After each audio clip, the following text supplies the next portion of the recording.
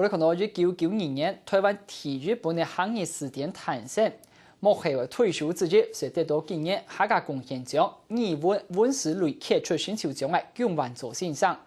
对行业3稳嘅写作，还有国小乡土语言推动之外，佢也多方位嘅推广客家语言，是希望自家母语在认真嘅流传下去。为到本国口出版嘅抗议词典，就得有更丰富完整嘅内容。呢条线上，大家礼拜3日，无论北风落雨，天气讨论校正客家诗词。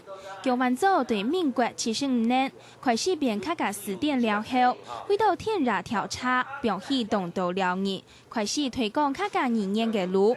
虽然系动到困难，不过相当快乐。过年来读嘅汉诗，也个音呢，同嘅客家音呢。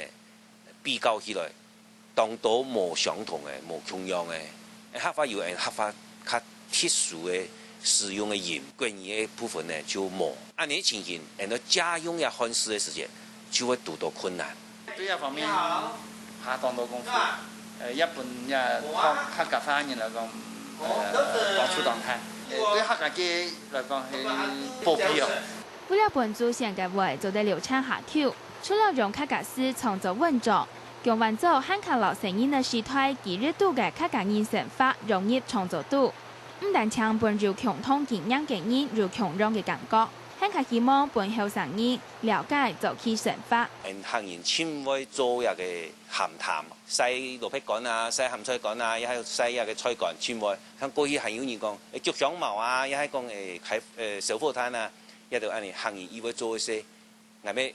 將佢嘅經過情形，盡量啲嘢嚟拿嚟介紹出來。按多年來，無論南北，對各種客家語言推廣事務上，天促讓得到姜萬座嘅人，對客語認真推動，編寫客語教材方面當用心。推日不休嘅姜萬座，日鋪雜誌嘅推廣學校留下其母語教育，使為到本客語就得永久流傳。客家新聞，楊瑞諾、唐面鳳、莊明康、苗栗報道。國立台灣戲曲學院